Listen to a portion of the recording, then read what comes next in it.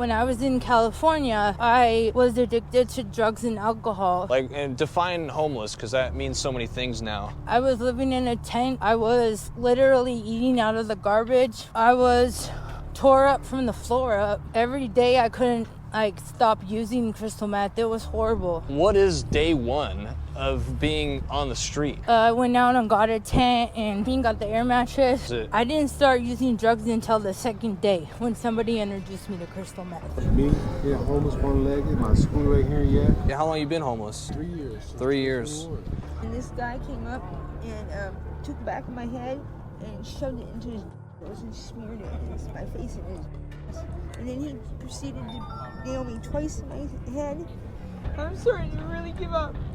And I'm a big Christian.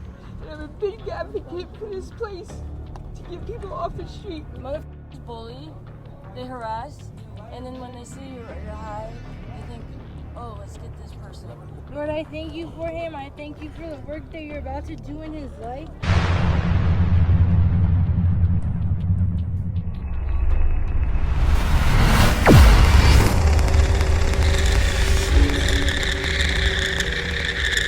What is going on, guys? Today we are back in downtown Phoenix and we're going to be meeting up with Emily and her fiance Jason. Emily's going to be sharing her story on what it's like to be a recovering addict. She's been 4 years sober from crystal meth and actually used to be also homeless on the streets, living in a tent, and is no longer. And she's going to share her story today. And after that, we're actually going to go do some outreach in some of the parts of town over here that have a lot of homeless population. Yeah, how long you been at this spot? Since December of last year. For all the viewers that don't know, I mean, what is this place? This is an extended stay hotel. We had to move in here because we got evicted from our apartment. Sure. And because Arizona is so high on the eviction process, if you have evictions, you can't move in anywhere.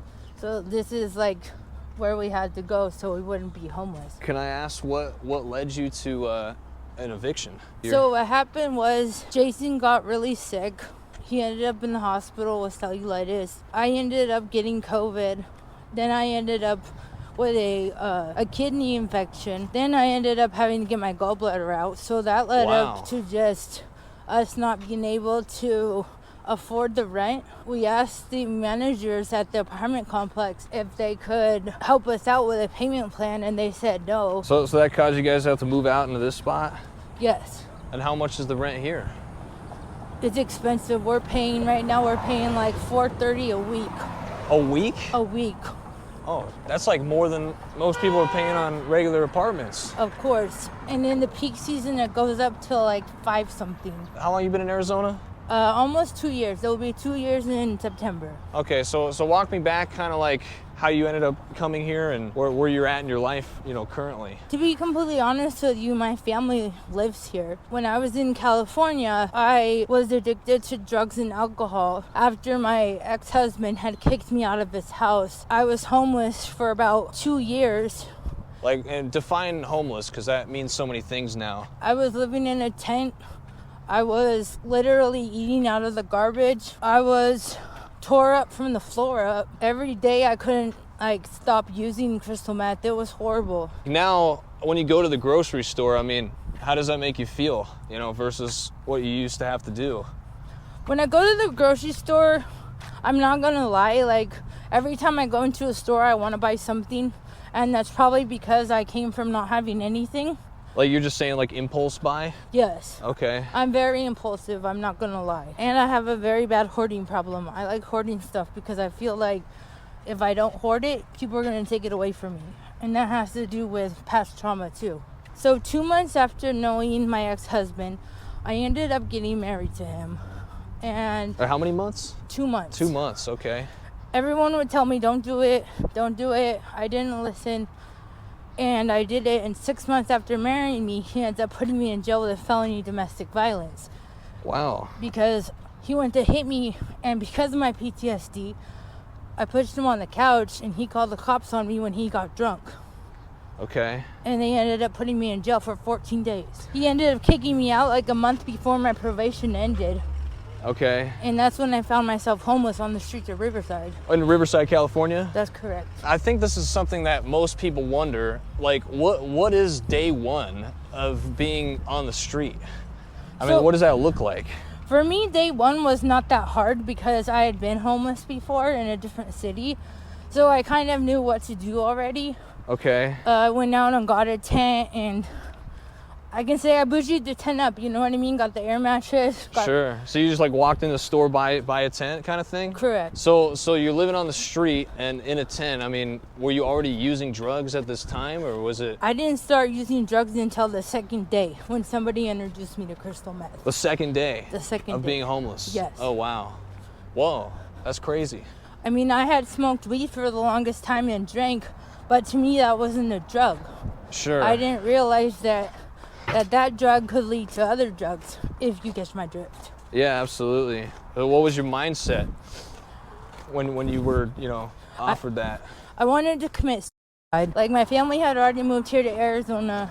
When I got put in probation, I couldn't leave the state of California. I felt like my whole world was taken away from me. So this guy said he had something that would make all my problems go away. Oh, you literally said it just like that? Yeah. Wow, that's like out of a Reagan commercial. Yeah. That's like the ultimate cliche, right? So when you started using crystal meth, I mean, did it just take you like immediately? Was it like a pretty immediate thing, or was it a gradual thing where you found yourself doing it? It was instantly, because I do have autism, and when you mix drugs with autism, it makes you like normal. Yeah. So I finally felt like I belonged somewhere. Okay. So that's why I kept using all the time. Were you smoking it? Did you shoot it? I mean, how does Both. that? Both. Okay. I went from smoking to shooting in a matter of a week. So when you start shooting crystal meth, I mean, yeah, I've heard that's pretty hard to come back from, like in terms of being like a functioning addict. Like you just go from functioning to like, you can't really do anything. That's all you're doing. Oh, that's correct. Okay. I mean, there were times when I would get so high that I would literally walk for miles and miles and not even know where I was going. Sure. I would see people in bushes. I would literally hear voices. And I was scared because I literally, I was born and raised in church. So I kind of felt like I was dancing with the devil for an instant. Now you're here, and you've been sober now for 4 years? Yeah. Is that right? I just celebrated my 4-year anniversary on June 10th. My fiance, Jason, Yeah. God put him in my life to help me. Who's walking behind us right now? That's correct. Okay. I met him when I was barely a month sober. Wow. And he took me to the rooms of recovery and totally showered me with love. That's a good man. It is a good man. Even though I'm the one that keeps myself sober, Yeah. if I didn't have him, I'd probably be out smoking weed right now. That's a lot.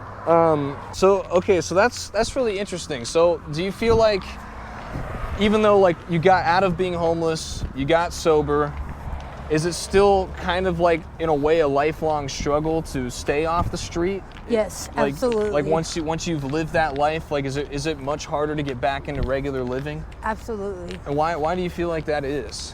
Because I feel like I'm a social outcast. Even still? Even still. Okay. I feel like people look at me like I would still be homeless. But even right now, right? You work a regular job and everything? Yes. And technically on paper, your life is somewhat normal. Correct. But even with that being said, you still find it, I guess, a bit of a struggle to maintain that lifestyle. Yes. So where we're about to go into downtown Phoenix, I don't know, is that triggering for you to, go back to that kind of environment, being out of it and talking to people like that? Not anymore, because now my mission in life is to reach lost souls for God. And if I can get sober, then anybody can get sober. So I really know what my calling is. Sure. And I take that very heavily. So, how do you feel about your life right now? I'm not going to say it's all peaches and cream and rainbows and unicorns, but I love my job, and I got a raise, I got a promotion. I'm trying to start my own toy company right now. Big things are coming. I just have never had anybody believe in me.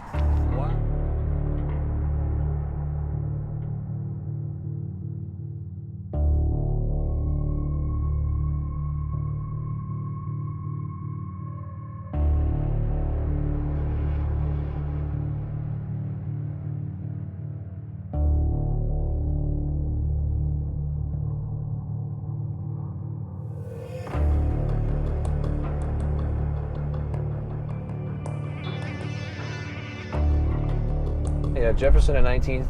This is kind of like the somewhat industrial district of downtown Phoenix.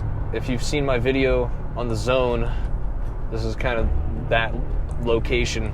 And where we're going to be going right now with Emily is pretty much to 15th and Madison, which is where there's a lot of activity in terms of the homeless crisis currently in Phoenix. And we're going to do some outreach. She's going to share, you know, her story, at least make an attempt. You know, you never really know doing this kind of stuff down here, but that's the goal.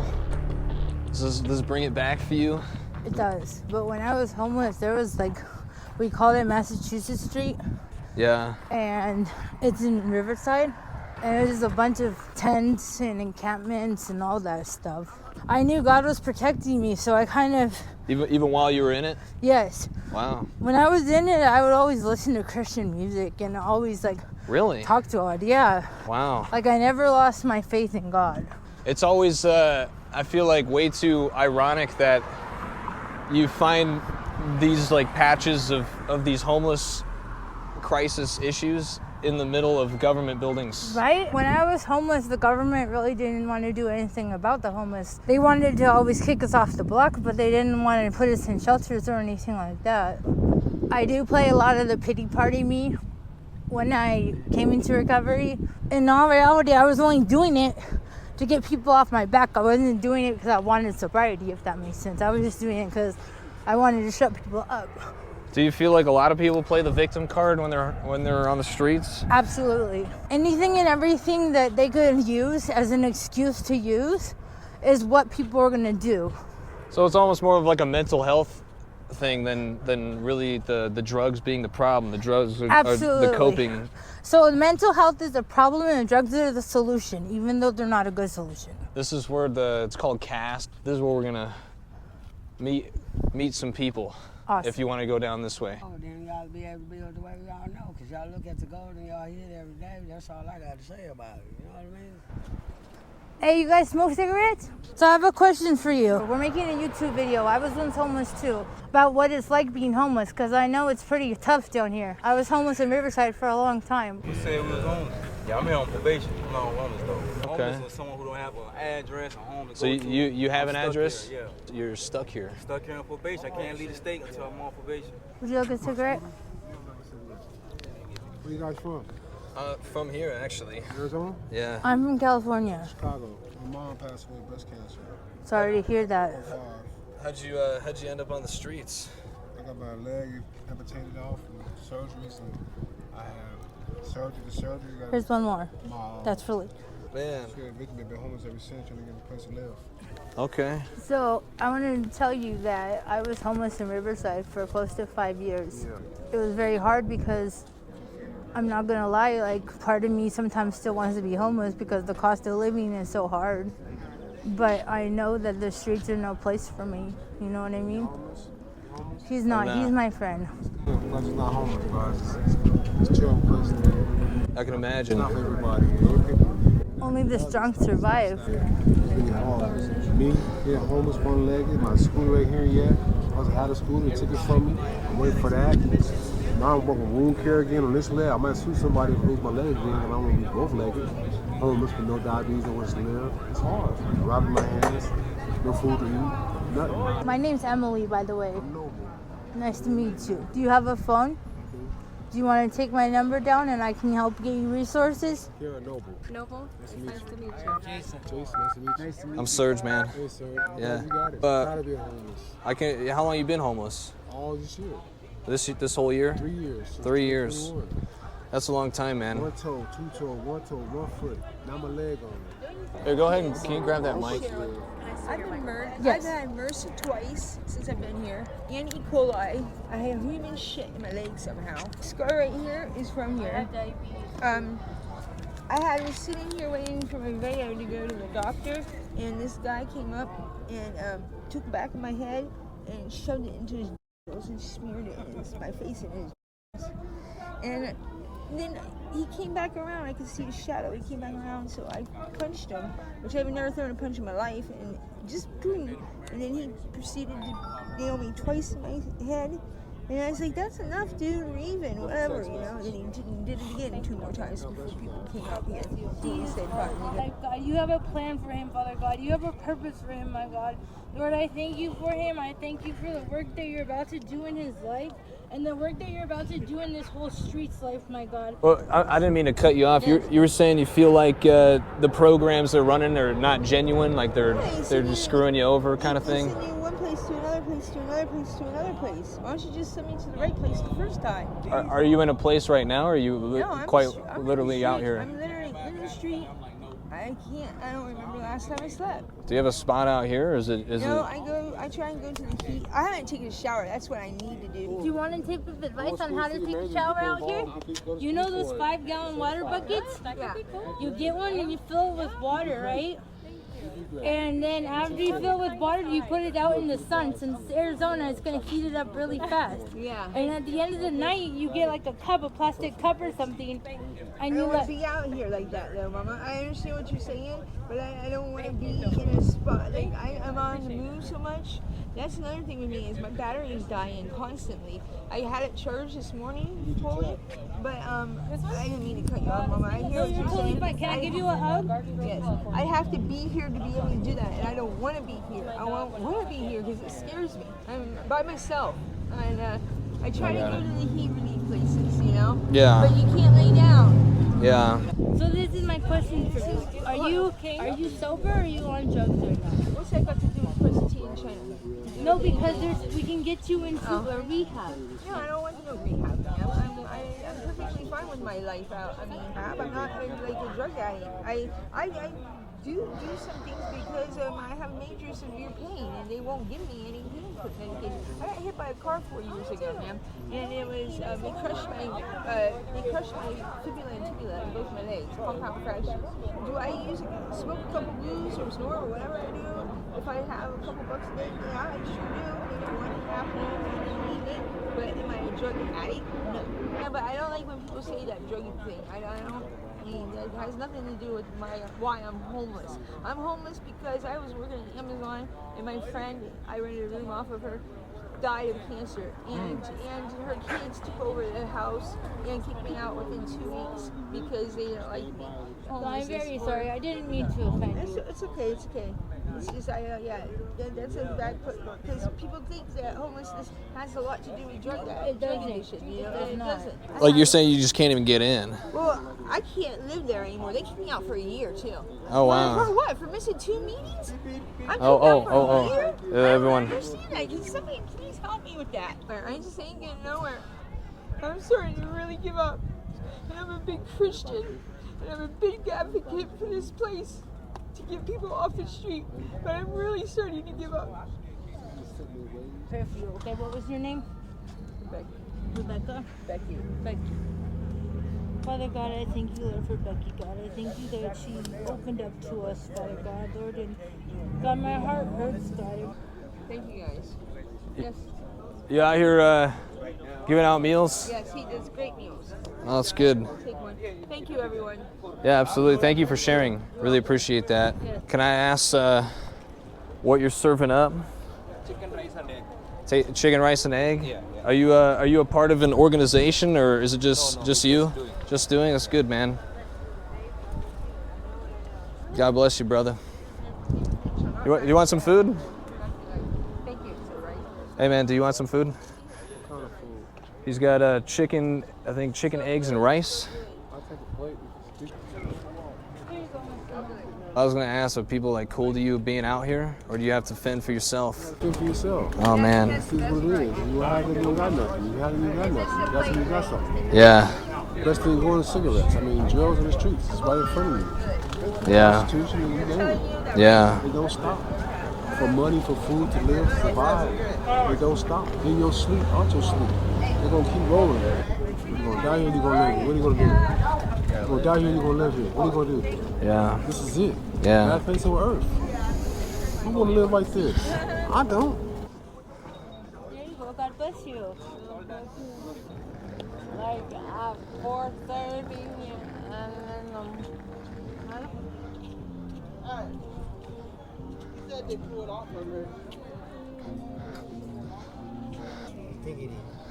I reinvented myself where I knew that it was gonna be corona effect. There's fucking sick people that come in, they say they're homeless. They're old men and they're trying to traffic women in here. Really? What? Are you serious? Yes. That's sad. Wow. And then there's the security guards letting people beat people up in here. And touch women too. It's f***ed up. This girl did me wrong. She's with the pack. Is that why you guys aren't staying in there? Yeah, because motherfuckers bully, they harass, and then when they see you or you're high, they think, oh, let's get this person. I have a lot of mental disorders. I can't do shit because I can't get my things because I lost all my shit. My identity's stolen. Yeah. My mom took my rights away. She always punishes me and calls the police on me. She always gets me arrested. Oh, let me get out of the way real quick. You can't help us. Because I'll try to believe it. There's a day where everybody should get a dollar. Do you have my lighter? No, I don't. Where's my lighter? Can I ask, how old are you? I'm 29. 29. I didn't realize it's 115 out, so was it ever that hot when you were on the street? Absolutely. It was 115? Sometimes it was hotter. Did you ever start feeling like how we feel right now? Sometimes, but to be honest with you, I was so twacked out that I'd be running down the street in a freaking sports bra and like short shorts, so I really didn't feel it. What did you think about like what we just did? You can't judge a book by its cover, and we don't know people's stories. I would want to go down there again just to talk to them and hang out with them and let them know that people still care for them, you know what I mean? Thank you guys so much. I'm gonna give you a hug. Yeah, it was a pleasure. Thank you. Thank you for doing this, Emily. Yeah. Alrighty. Take care. Bye, Yeah. guys. Bye-bye.